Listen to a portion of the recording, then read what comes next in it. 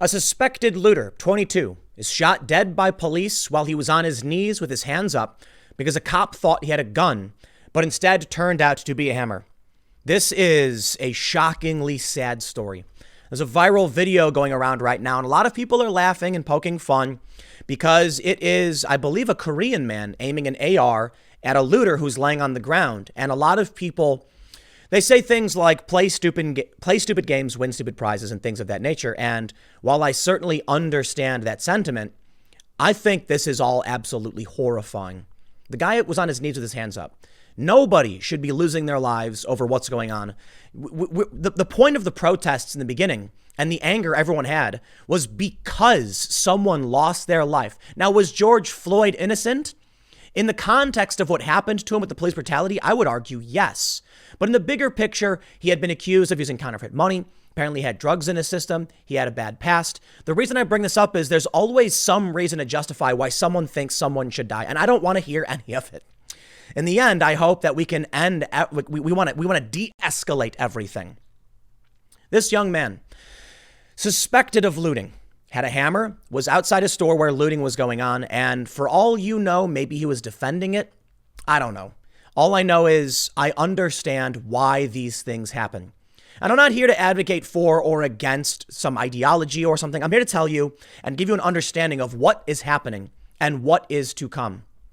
To all the leftists who think this is restorative justice, you have no idea what hell you have wrought. So this story is already horrifying enough. And we have another story.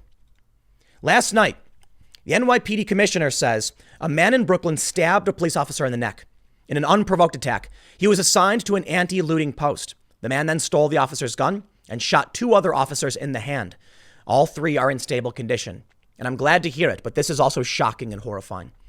An NYPD officer in New York, I don't know what he was doing, but the video is going viral, was standing, he was like talking to a car or something. Another car speeds up and slams right into him. He goes flying. In another video, an NYPD supervisor, they call him white shirts, is cracked over the head with some kind of baton or object, and another officer draws his weapon and takes aim at the rioters. There's no victory. I mean, some changes will be made. Both sides think they're morally just and want to win. But all I'm here to tell you is, regardless of what you want to happen, expect innocents to die. Expect people to die. So when you see people claiming that this one story is unjust or this story is worse or that story is worse, I don't care to hear it, man. This is war. Both sides will have their justifications. And you could probably argue in a lot of ways who is right or who is wrong, for real. I see a lot of people saying this.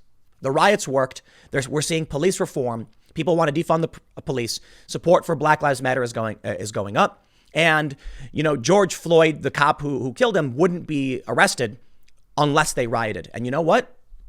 Horrifyingly, they're probably right, at least to a certain degree. This guy probably would not have been arrested. They would have called it an accident or something. And this is what the protesters wanted, and they got it. I don't like the idea of using force because to get what you want, especially considering 13 plus people have already lost their lives. Maybe this makes 14. You're going to see more stories of this. And here's what's scary.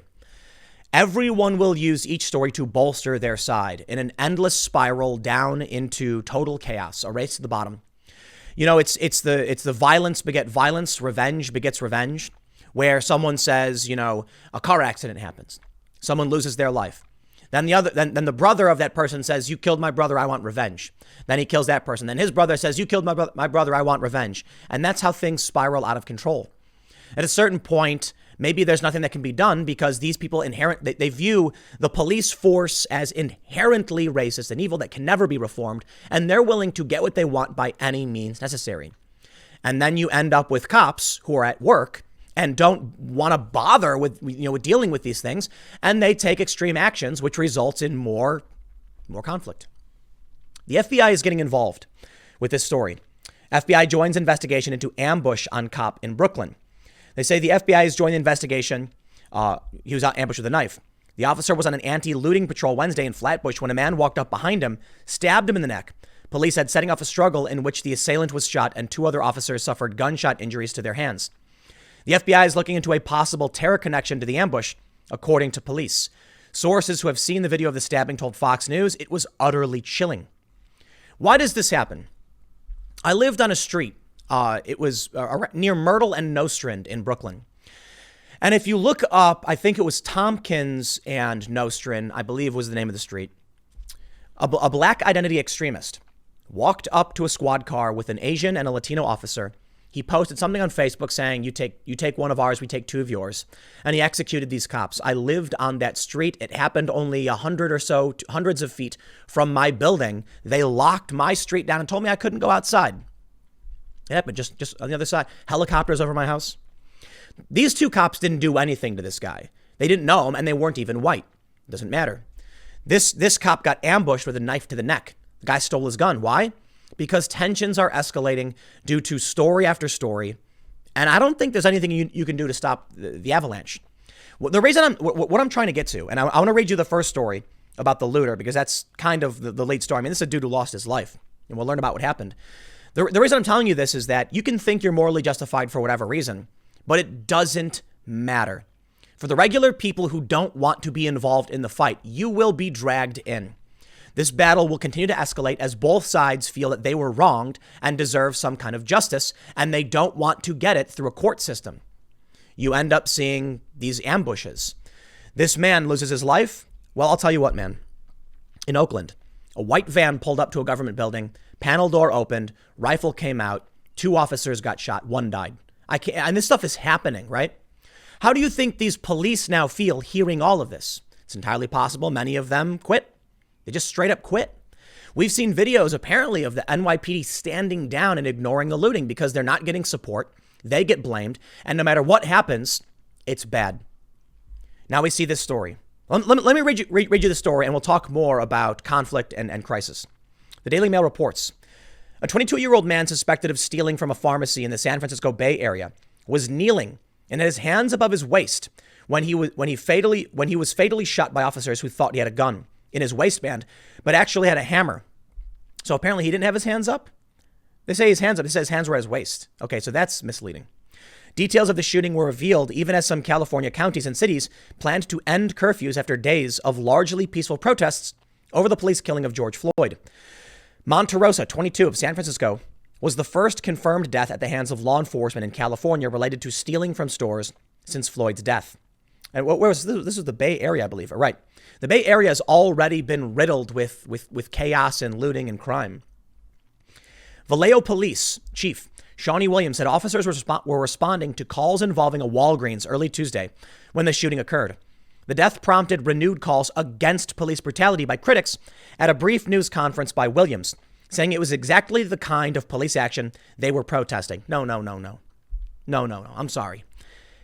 You just had, I think it was in the Bay Area, a van pull up and shoot 2 officers. What do you think is going to happen? Are you not paying attention to the news? When you enter the fray, don't be surprised when the bullets come flying and they come for you. I'm not happy about this. This is horrifying. This dude, presumably, I lean towards he was probably looting, but I don't know. You know, we have innocent until proven guilty in this country. But the cop, you got to think about what they're thinking. There have been several shootings. There have been ambushes. Cops have been shot in some places, and just in this guy's town. So he sees a dude outside a building where looting is going on with something in his waistband, and he freaks out. Yep, that's called escalation. That's called conflict and crisis. You need to understand this. To all the people who are defending the riots as some kind of, language of the unheard or something like that, it's some ridiculous nonsense. Expect more young people to lose their lives. Stupid kids who don't know what they're doing. When cops freak out, look, it's a problem. I'll admit on a day-to-day basis, when you have scared cops and these things happen, it is a serious problem. The escalation is not going to stop, in my opinion, especially right now as riots are sweeping the country. It does seem like, based on the news reports, things have simmered down quite a bit, especially with DC bringing in these big giant barricades. But this memory is going to stay with the people, and it's going to stay with the police forever. I don't understand why anyone would want to be a cop at this point. I got to be honest. Why would you want to do it? Now, if you're talking about community policing, that I totally get. We saw Hank Newsom of Black Lives Matter saying that they should arm their own communities so they have their own neighborhood protection because it protects them from the bad guys, and then it puts the responsibility on them to protect themselves. And maybe that's the solution. Because as long as you keep seeing these videos emerge where they say police brutality affects this community more than that community, then people will hold animosity towards each other. They'll blame this person or that person. Tensions will rise and people will lose their lives. Here's the quote. The intent was to stop the looting and to arrest any perpetrators if necessary. The officers reacted to a perceived threat. I would say that it's always a tragedy anytime an officer has to use force. My condolences to his family. It is a difficult thing to happen, and I understand that. Williams said police saw about a dozen people suspected of stealing in the parking lot of the store. One of the officers rammed into a police, one of the cars rammed into a police vehicle and prompted a wild chase. At the same time, officers spotted Monterrosa near the building with what appeared to be a weapon. The individual appeared to be running toward the black sedan when suddenly he stopped, taking a kneeling position and placing his hands above his waist, revealing what appeared to be the butt of a handgun. An officer fired 5 times through a police car windshield, hitting Monterrosa once, Williams said. Monterrosa had a 15-inch hammer tucked in the pocket of his sweatshirt, the chief said. John Burris, an attorney for the family, said he is appalled police would shoot at a person who was on his knees with his hands raised. But that's not what they said. So who do you trust, man? The activists are going to trust the family and say the cops lied. Then you're going to find a lot of people, not necessarily every conservative, but many of them trusting the police. It doesn't matter. It really, really doesn't. Stupid games and stupid prizes, man.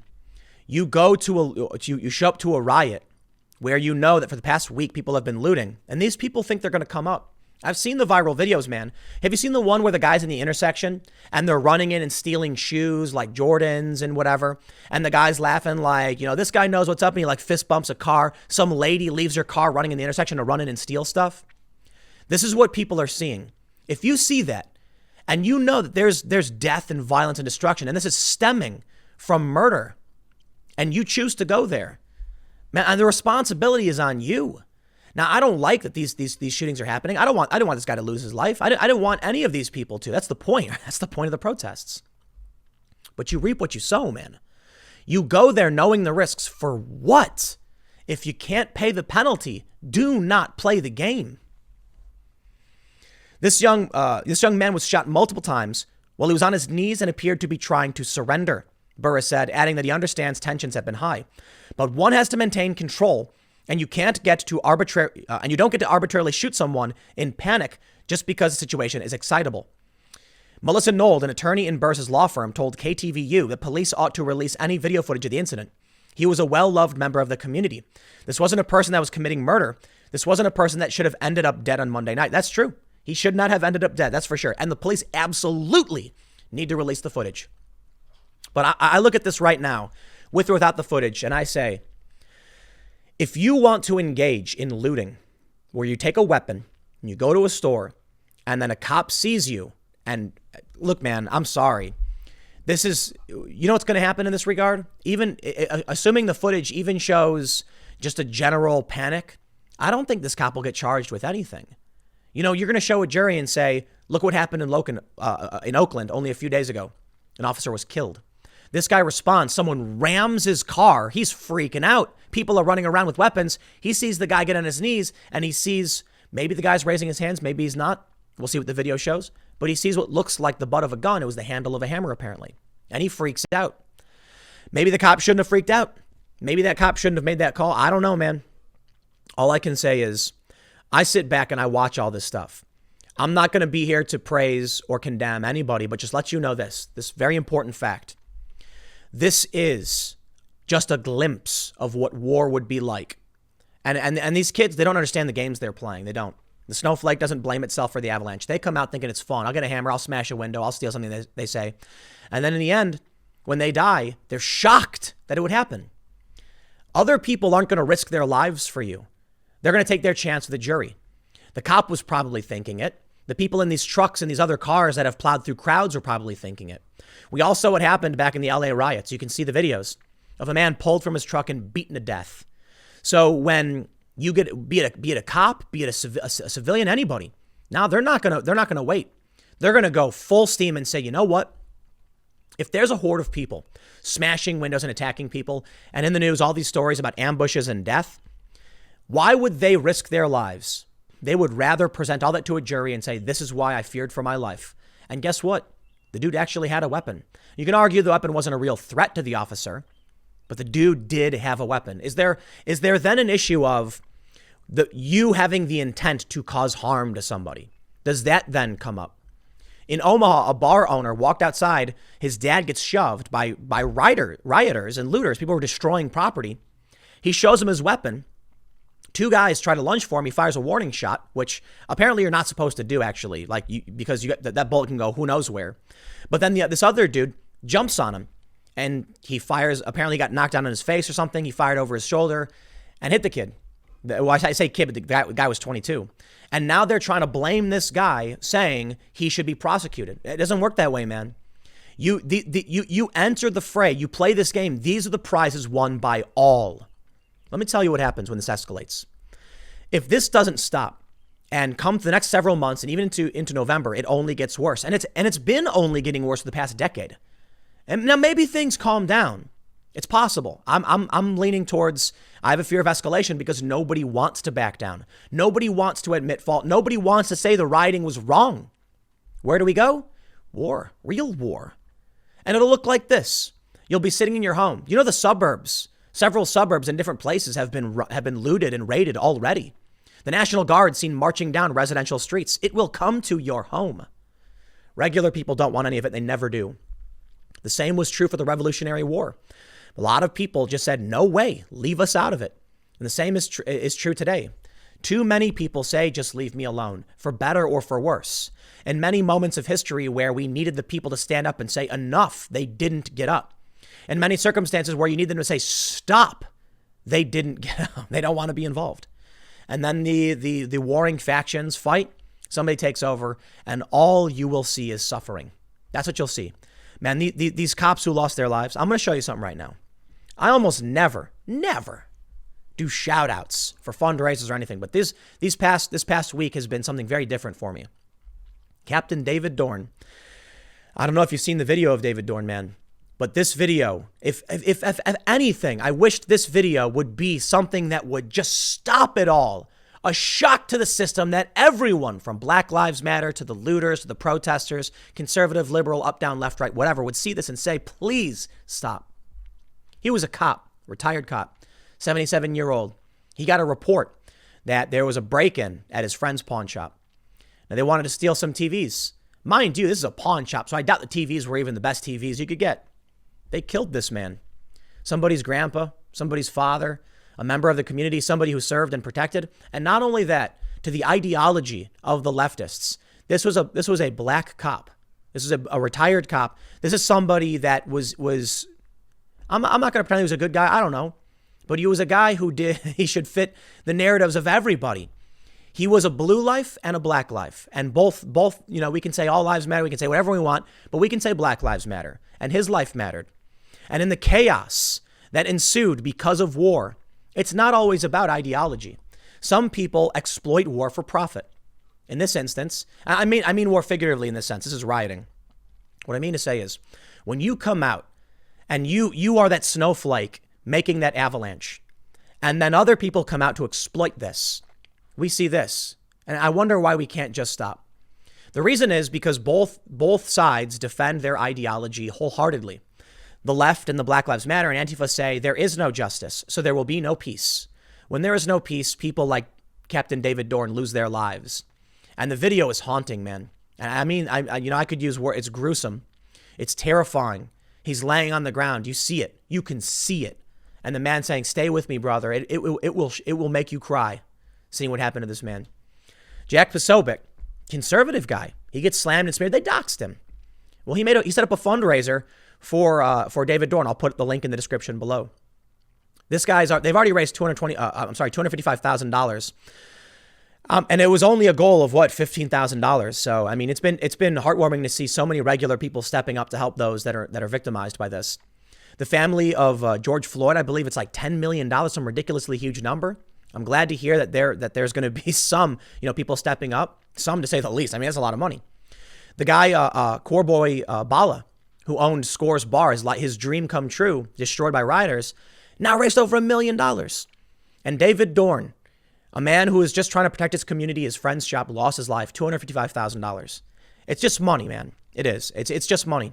But regular people have been stepping up. What scares me is that the ideologues who want this conflict don't care about any of what happens in between. And they'll use these stories to blame the other side, which is why I think you don't see this story popping up outside of conservative circles. It doesn't fit the narrative for the extremists who want a disproportionate response. They want young people radicalized by getting arrested. They want evidence of police brutality against the black community as fuel to rile up liberals and leftists to go out and fight with cops. This story doesn't fit that narrative. You know why? Because this guy was a cop. This is the blue life that mattered. It's also the black life that mattered. And so what does that mean? I think it means that, man, everybody matters. And I can understand the brutality and the problems and Black Lives Matter and all that. And I hear you, man. I really do. But are you going to step up now and talk about the real chaos and calamity that comes with all this destruction? Or are you going to say, God is on my side?